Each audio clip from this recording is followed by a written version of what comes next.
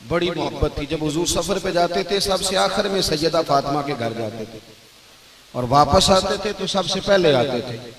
एक सफर में नबी करीम सल्लल्लाहु अलैहि वसल्लम मुझे छोड़ गए मदीने में निगहबान बनाकर।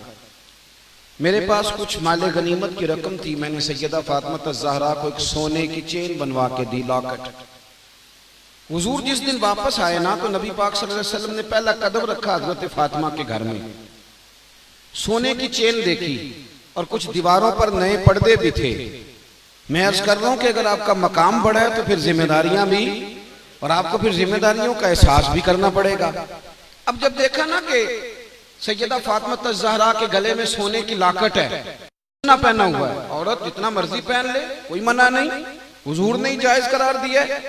लेकिन नबी करीम अलैहिस्सलाम ने देखा, हुजूर वापस तशरीफ ले आए, वापस आ गए। सलाम के फौरन बाद हजरत फातिमा रोने लगी।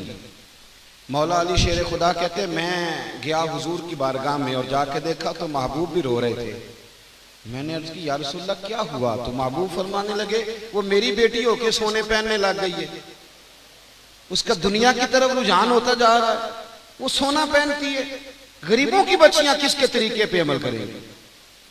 उसने लोगों के लिए आइडियल बनना है।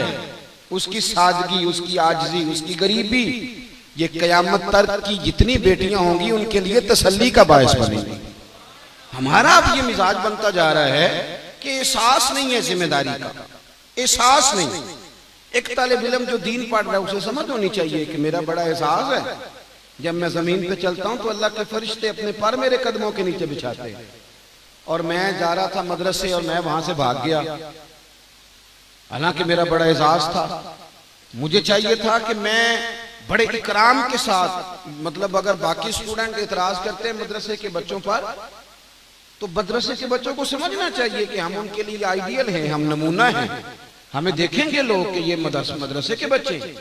इसी तरीके से जो आदमी कहता है जी मैंने मैट्रिक फर्स्ट डिवीजन में पास किया है साइंस के साथ, तो अगर उसकी लैंग्वेज बड़ी कमजोर हो और वो सही जुमले ना बोलता हो और माँ बाप को सताता हो तो फिर लोग कहते हैं कि डिग्री लपेट के ना तो किसी रूढ़ी के ढेर पे फेंका, इसलिए कि तुझे तेरे इल्म ने क्या दिया है। हमें एहसास करना चाहिए अपनी जिम्मेदारियों का।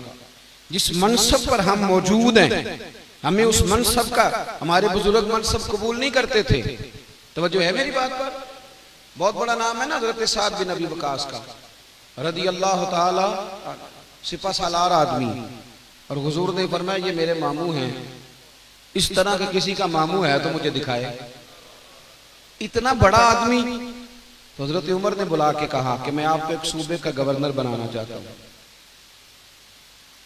आप फरमाने लगे उमर मैं मैदान में लड़ सकता हूं, घोड़सवारी कर सकता हूं, तीरंदाजी कर सकता हूं, पर मैं गवर्नरी के काबिल नहीं, मैं नहीं ये काम कर सकता, ये मेरे वाला है नहीं, ये मैं इस जिम्मेदारी को कबूल नहीं कर सकता, मेरे लिए जरा मुश्किल है।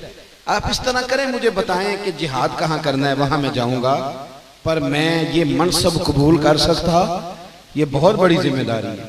ये जिम्मेदारी हमें बड़ा ही शौक है। मैं देखता हूँ बड़ा ही, आप जिसको जो मर्जी बना दें वो तैयार बैठा है, बस जिसका हाथ नहीं पहुंचा उसके अंगूर खट्टे हैं, बाकी बड़ा शौक है। ओ भाई थोड़ा सोच ले, थोड़ा गौर कर।